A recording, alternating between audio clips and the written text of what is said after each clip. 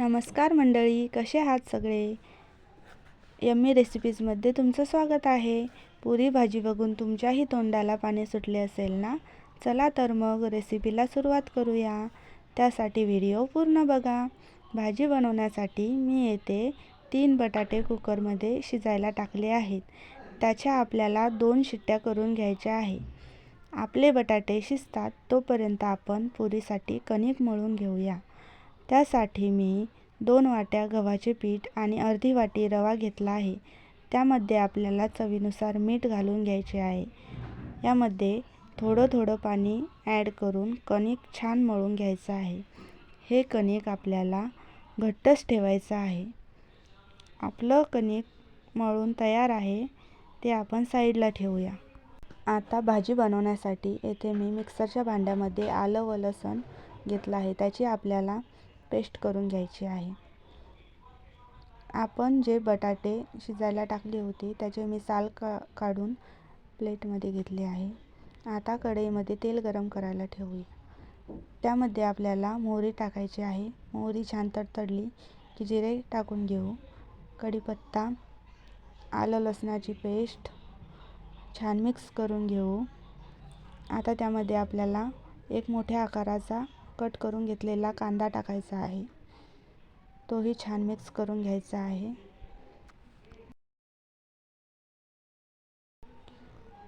कांद्याला छान रंग आला की आपण त्यामध्ये टोमॅटो घालणार आहोत. बघा, कांदा छान मिक्स करून घ्यायचा आहे. आपल्या कांद्याला रंग आला आहे. आपण त्यामध्ये आता टोमॅटो घालूया. इथे मी टोमॅटो घालून घेतला आहे. त्यालाही छान मिक्स करूया. आता त्यामध्ये आपल्याला थोडंसं मीठ घालायचं आहे, त्यामुळे टोमॅटो पटकन शिजतो. आता आपल्याला त्यामध्ये घालायचं आहे हळद, मिरची पावडर. तुमच्याकडे जे मसाले असतील ते तुम्ही यामध्ये ॲड करू शकता. मी येथे मिरची पावडर, हळद, मीठ, कांदा लसूण मसाला आणि थोडा गरम मसाला घातला आहे. तुम्ही तुमच्या आवडीनुसार मसाले घालून घेऊ शकता. आता त्यामध्ये टाकायची थोडीशी धने पावडर. मसाला मिक्स करून झाल्यावर आपल्याला त्यामध्ये थोडं गरम पाणी ॲड करायचं आहे.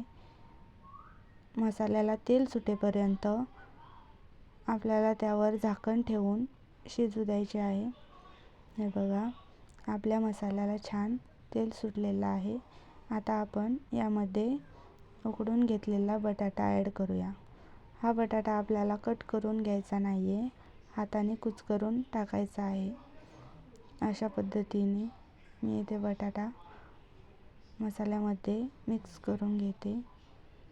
आता हा बटाटा छान एकजीव करून घेऊया आणि आपल्याला यामध्ये गरम पाणी ॲड करायचे आहे. थंड पाणी ॲड करू नका, त्यामुळे भाजीची चव बिघडते.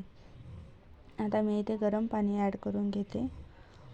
छान मिक्स करून घेऊया.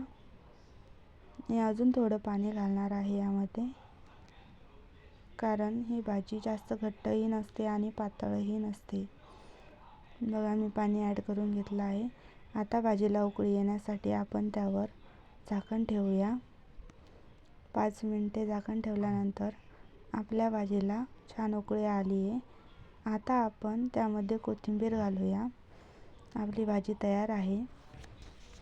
आता पुरीची तयारी करूया. त्यासाठी मी एक गोळा घेतला आहे कणिकाचा.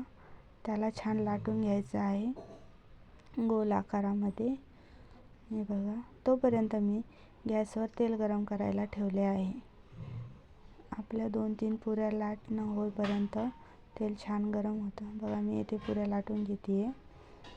आता बघूया आपलं तेल गरम झालं आहे की नाही. तेल गरम झालं का नाही ते बघण्यासाठी मी त्यामध्ये थोडंसं कणिकाचा गोळा टाकते आहे. आपलं तेल गरम झालेलं आहे. आता आपण त्यामध्ये पुरी सोडूया. बघा, पुरी त्या तेलामध्ये टाकल्यानंतर त्याला वरतून थोडंसं प्रेस करायचं, म्हणजे पुरी छान फुगून वरती येते. बघा कशी टम्म फुगली आहे आपली पुरी. या पद्धतीने तुम्ही पण पुरी कराल तर तुमच्याही पुऱ्या अशाच फुगतील.